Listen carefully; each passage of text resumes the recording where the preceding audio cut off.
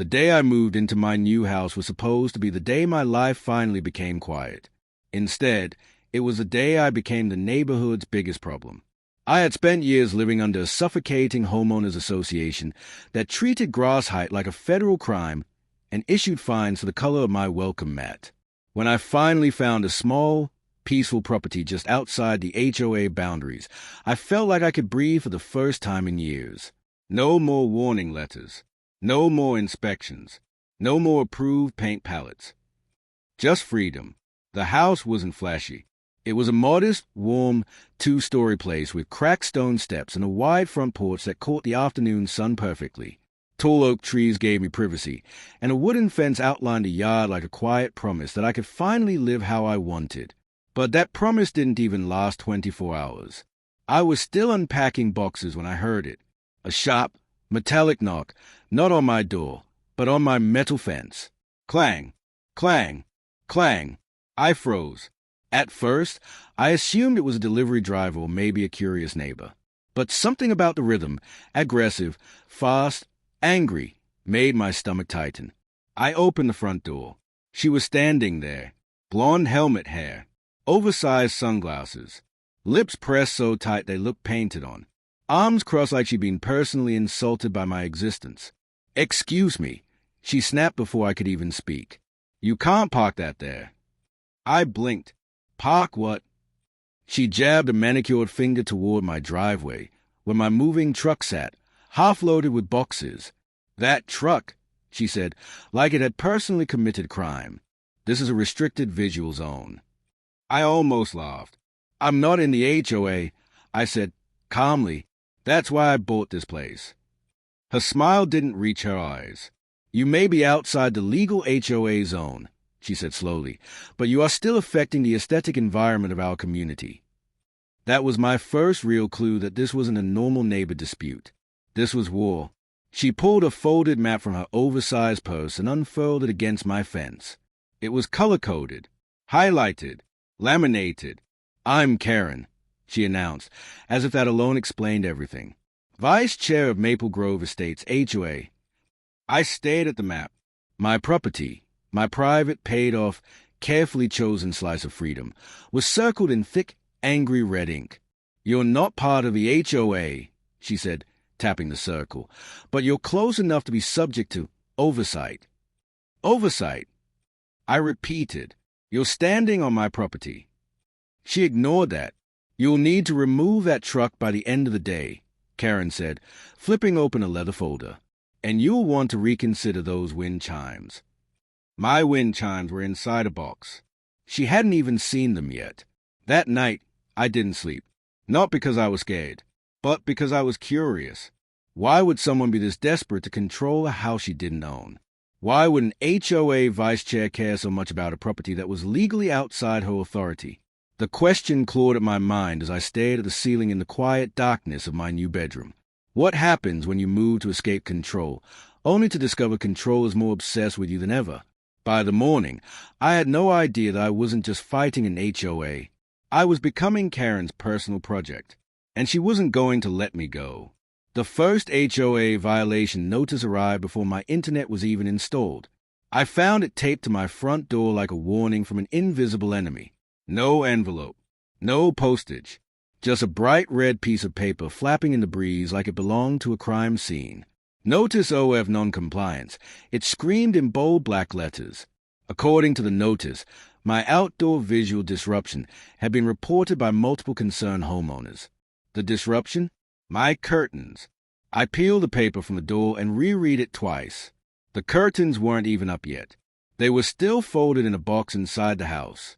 Somehow, they had already decided they offended the community. I crumpled up the paper and tossed it in the trash. That was my second mistake. The next day, there were 3 notices. They were tucked into my fence, slid under my doormat, and clipped to my mailbox like they were afraid I might miss them. This time, the offenses were more creative. Grass appearing too wild and unstructured, driveway utilized as commercial staging area, porch light appearing overly warm-toned. I hadn't even turned the porch light on yet. That afternoon, I heard the footsteps again. I looked out my front window and saw her. "Karen," She was standing at the edge of my driveway with a clipboard, carefully scanning my house like she was inspecting a crime scene. She wore white capri pants and a floral blouse that somehow looked aggressive. I opened the door. "Can I help you?" I asked. She didn't look surprised that I'd caught her. "Just following up," she said. "You ignored the first notice." "I threw it away," I said. She nodded slowly. "That tracks." She stepped closer, not quite crossing onto my porch, but close enough that I could smell strong floral perfume. "You're in a sensitive transition zone," she explained. "Our residents have worked very hard to preserve a certain standard." "I don't live in your neighborhood," I said. "You live next to it," she corrected, "which makes you a variable." That word stuck with me. Variable. That night, she escalated from paper to performance. I woke up to bright flashing lights slicing through my bedroom. Red, blue, red, blue. Sirens howled outside. For a terrifying second, I thought someone had broken in or something horrible had happened. I looked out my window. Police cars. 2 of them, right in front of my house. My heart pounded as I rushed downstairs and opened the door. An officer turned toward me. "Is this your residence?" he asked. "Yes," I said, confused. "What's going on?" "We receive a report of suspicious overnight activity," he said. My stomach dropped. "What kind of activity?" He glanced at his notepad. Unpermitted renovation noise. Power tool usage. Possible commercial work. I let out a slow breath. "I'm moving in," I said. "I've been unpacking. No power tools, no contractors, just boxes and furniture." The officer looked slightly embarrassed. "We figured. Just had to check," he said. "Call came in anonymous." But I didn't need him to tell me who made it. I could already see Karen's shadow. She didn't just want me fined. She wanted me gone. Over the next week, the attacks kept coming. Someone reported my fence as structurally questionable. Someone claimed my mailbox was leaning at a psychologically distressing angle. Someone called animal control to report a dog that didn't exist. Every complaint was filed as anonymous. Every complaint smelled like floral perfume and laminate. I started documenting everything. Every paper notice. Every camera angle. Every knock. I installed security cameras, not because I felt unsafe, but because I wanted proof. And I got it. On the 5th night, around 1:17 a.m., my phone buzzed with a motion alert. I opened the camera feed. There she was, Karen, in the middle of the night, on the sidewalk, holding a flashlight. She wasn't just watching my house. She was circling it, slowly, carefully, like she was mapping out a battlefield. She crouched at my fence and adjusted one of my solar garden lights. Then she left. The next morning, there was another notice taped to my door. Improperly positioned exterior lighting potential public safety hazard. I stared at the paper, then at my phone, where the video still sat paused. She thought she was hunting me, but she just handed me the first weapon, because I realized something important that morning. She wasn't just harassing me. She was trespassing, and if Karen wanted a war, I finally stopped running. I started planning. The night I watched Karen adjust my garden light on camera was a night something inside me snapped. Not loudly, not dramatically, quietly, like the slow, terrifying click of a lock sliding into place. For the first time since moving in, I wasn't scared of her. I wasn't frustrated. I wasn't confused. I was focused. I spent the next weekend doing something I hadn't done before. I learned. I pulled my property records from the county database. I printed boundary maps. I traced every line with a highlighter. I visited the clerk's office and pulled the HOA's official charter documents. And I discovered something beautiful. They had no authority over me. Not partially. Not conditionally. Not in a sensitive visual zone. None. My home existed on a legal island of freedom that Karen could not touch. But that didn't mean she wouldn't try. So I stopped reacting. And I started preparing. The first thing I did was place clearly marked "No trespassing" signs along my fence. Not aggressive ones. Classy ones. Polite, legal, impossible to ignore. Then I upgraded my cameras. Not fake ones. Real ones. High resolution. Night vision. Motion detection. Cloud backup. I wanted timestamps. I wanted angles. I wanted receipts. Karen returned 3 nights later. She thought she was being subtle. She thought the darkness was her ally. She was wrong. The alert popped up on my phone. 1:43 a.m. Motion detected. Front yard. I opened the feed. Karen approached the fence, holding what looked like a small clipboard and a measuring tape. She crouched. She reached through the wooden slats. She adjusted one of my solar lights again, and then she silently pulled one out of the ground, straight up, like she was harvesting it. She slipped it into her oversized purse and walked away. I stared at the screen. I didn't feel angry. I felt calm, because now this wasn't harassment. This wasn't petty. This was theft. The next morning, I didn't say a word. I didn't confront her. I didn't post online. I didn't call the police. I waited. 3 days later, another light disappeared. Then another. Then a wind spinner. Then a small decorative flag. She wasn't just correcting my aesthetic violations. She was taking souvenirs. That's when I built the trap. Quietly, legally, perfectly. I bought a cheap solar light and modified it. Not dangerous, not harmful, just undeniable. I painted its base with a special powder, invisible under normal light, but bright under UV. Then I placed it right where she always reached through the fence. Camera aimed, focus sharp, everything ready. I waited. 2 nights later, she came back, 1:58 a.m. The moment my phone buzzed, I was already awake. I opened the live feed.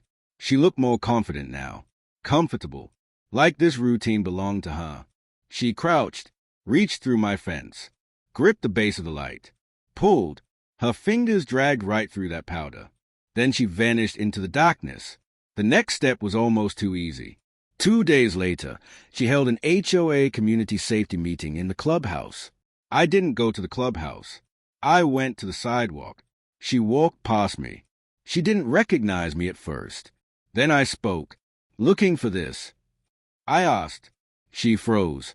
I held up the cheap solar light. Her eyes flickered over it. Why are you stealing things from my yard? I asked calmly. Her face tightened. I don't know what you're talking about, she said. So I lifted my phone. I played the video. Right there on the sidewalk. Previous night footage. Her hand, bright under the moonlight, clear as day, reaching, grabbing, pulling, then a slow zoom in of her fingers, covered in UV powder. Her pupils dropped to her hands almost involuntarily. She knew. She cannot unknow. You trespass, I said quietly. You stole, and I have everything on video. She straightened. You won't use that, she said. No one would believe you. That's when I smiled. I already emailed it to your HOA board president. I said, and my attorney. Her face went white. Not pale. White. She walked away without saying another word. But she wasn't finished. Neither was I, because revenge isn't loud. Revenge is patient. And Karen had no idea what I was about to do next. The silence after I showed Karen the video should have felt like victory. It didn't. It felt like a storm building behind glass. For 2 blissfully quiet days, nothing happened. No notices. No late-night trespassing alerts. No fake police calls. That's how I knew she was planning something worse. Karen wasn't the kind of person who retreated. She reorganized. The first blow came from my neighbors. Mrs. Talbot from across the street stopped waving. The young couple who used to smile when they walked their dog suddenly crossed the street when they saw me. Something had shifted. I checked the community Facebook group. That's where I saw it. A post from Karen. Not under her name. Under a fake profile. Warning sign # warning sign # the post began. New resident may be running unauthorized activities. Suspicious late-night lights. Possible code violations. We deserve to feel safe. The comments lit up fast. Speculation. Fear. Judgment. She had turned the neighborhood into a jury. So I stopped playing defense. And I started dismantling her image. Legally. I went back to the HOA's public records. I read board meeting minutes. Financial reports. Archived newsletters. Patterns emerged. Karen's name appeared everywhere. Approval of landscaping contracts. Approval of security upgrades. Approval of beautification budgets. And each time, a specific company name popped up. Same one. Over and over and over. I Googled the company's registered owner. And there it was. Her husband. Small landscaping firm. Barely anywhere presence. Yet somehow receiving the majority of HOA contracts. That wasn't just shady. That was conflict of interest. I didn't rush. I collected proof. Invoices. Public filings. Payment approvals. Timelines. I built a folder. And then another. And another. By the time I was finished, it wasn't a complaint. It was a case. Karen escalated again before I moved. One morning, I stepped outside and saw a bright orange eviction-style notice slapped across my front door. It looked official. It looked threatening. It was fake. It wasn't from the city. It wasn't from a court. It was printed by her. She'd crossed from petty into criminal. That was the moment I decided I wasn't just going to protect myself. I was going to end her reign. I didn't go public. I went strategic. I mailed an anonymous packet to the HOA board. Inside, copies of invoices, proof of family ties, charts of contract repetition, evidence of fake citations, video stills of a trespassing. No accusations, just facts. Let them connect the dots. A week later, the HOA scheduled an emergency meeting. Karen tried to hold the stage. She spoke about community threats. She lectured people about external risks. But people weren't looking at me now. They were looking at her. 3 days after that, Karen stopped showing up to community events. Her name disappeared from meeting minutes. Then her parking spot at the clubhouse stayed empty. But she wasn't finished. Not yet. Because desperate people do desperate things. And Karen's final move wasn't social. It was personal. One night, just after midnight, my doorbell camera lit up. She wasn't sneaking anymore. She wasn't hiding. She stood right in front of my door. No sunglasses. No clipboard. No fake smiles. Just rage. She leaned into the camera, and she said, "You ruined me." Then she lifted her hand and turned my doorknob. The doorknob didn't turn. Not even an inch. I had installed deadbolts the first week. Not because I was afraid of burglars. Because I was dealing with someone who didn't understand boundaries. Karen rattled the handle once. Twice. Then she stopped. Her face was still close to the camera when she spoke again. "I just want to talk." She didn't. She wanted control. She wanted fear. She wanted to feel powerful again. I stayed silent inside the house, watching her through my phone screen. I wasn't hiding. I wasn't shaking. I was waiting. She stepped back from the door and started pacing across my porch like a tiger in a cage. "You think you're smarter than me," she said out loud, as though I could hear her through the door. She wasn't talking to me. She was talking to herself. Then she did something she couldn't undo. She kicked my package box. Hard. The camera caught everything. The angry scream. The kick. The crack of plastic. She walked away without looking back. I didn't call the police. Not yet. I woke up the next morning and went straight to the magistrate's office. I brought a flash drive. It had everything. Trespassing. Theft. Fake HOA notices. The doorknob twisting. Property damage. Audio of a confession. "You ruined me." The clerk didn't smile. Didn't joke. Didn't shrug. She just nodded and stamped paperwork. Some lines once crossed don't get erased. That afternoon, I made my first public move. I joined the neighborhood Facebook group. Not with anger. Not with accusations. Just a calm, simple post. I'd like to clarify that I do not belong to the HOA and never have. I've documented repeated trespassing and property interference. I hope for peaceful coexistence. No names. No drama. Just truth. The comments changed overnight. People who had once avoided me started messaging. "Is it true someone's been messing with your property?" I always felt like the HOA went too far. "I'm so sorry." Karen's fake profile vanished. The HOA board posted a notice that recent concerns about conduct were under review. Her world was shrinking. Mine was finally visible. Then came the letter. Certified mail. Karen's name on the return address. Inside, a 2-page handwritten apology. But something about it felt wrong. The handwriting was tight. Angry, not regretful. The last line read, "You win. I hope you can live with what you've done." That wasn't an apology. That was a warning. For 3 quiet, peaceful days after that, nothing happened. No midnight visits. No camera alerts. No fake notices. No comments. That's when I knew she was about to burn something down. The call came at 2:36 a.m. It didn't come from Karen. It came from my phone security system. Motion detected, backyard. I opened the live feed. I saw her immediately. She wasn't alone. A man stood next to her. Tall, unknown, holding a red gas can. My blood went cold. She wasn't trespassing. She wasn't harassing. She wasn't stealing. She was about to commit arson. I didn't hesitate. I called the police while keeping the live feed open. I watched as the man twisted the cap on the gas can. I watched as Karen whispered something to him. Then lights flooded the yard. Police spotlights. Shouted commands. Sirens exploding through the quiet night. They dropped the gas can. They raised their hands. And in that moment, I didn't feel victory. I felt relief. Because revenge isn't about rage. It's about survival. And she had finally gone too far for even herself to survive the consequences. The sun rose over my quiet little street like nothing had happened. Birds chirped. Leaves rustled. The world went on, except for Karen. The police had taken her away in handcuffs, along with a man she'd brought to my yard.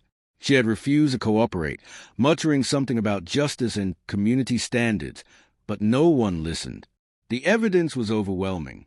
Trespassing, theft, property damage, attempted arson.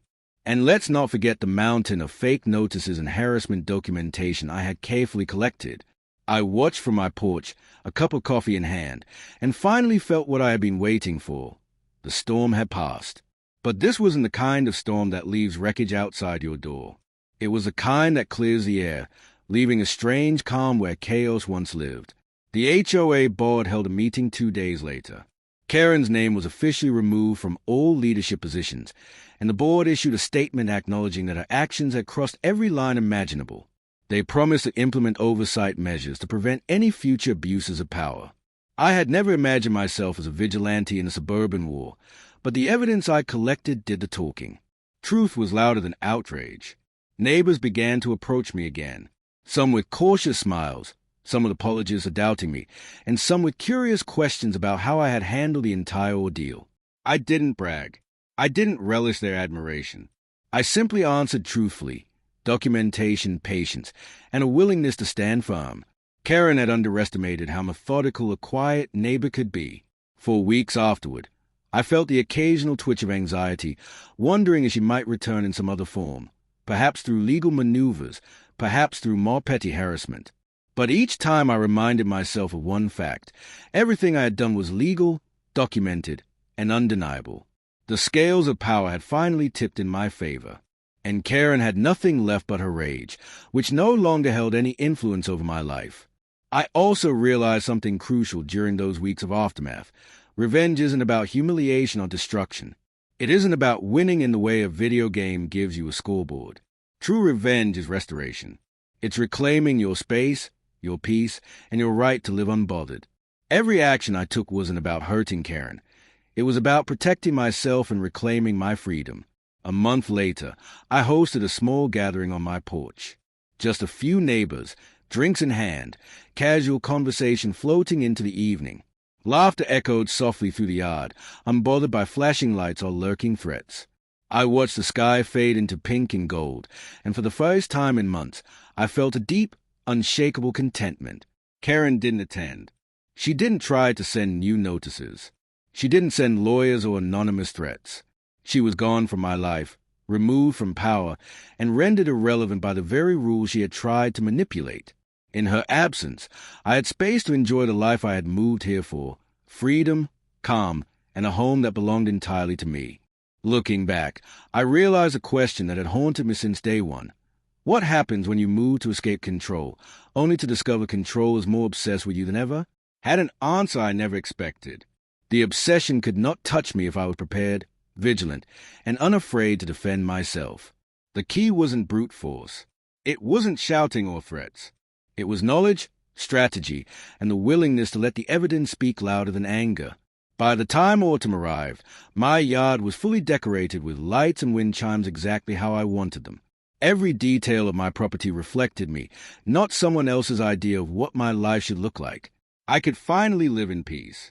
And while I wouldn't describe the satisfaction as sweet, it was deeply, profoundly satisfying. Karen had tried to ruin my life. She had tried to take control. She had tried to make me afraid. But the truth, carefully gathered, legally documented, and calmly presented, had given me a quiet kind of triumph that rage never could. And as I sat on my porch watching the sunset, I knew one thing for certain. Some wars aren't won with fists, or fire, or yelling. They are won with patience, planning, and the courage to fight only when it matters. Because in the end, the victory wasn't just about proving her wrong. It was about reclaiming my life, my home, and my freedom. And nothing, not even Karen, could ever take that away.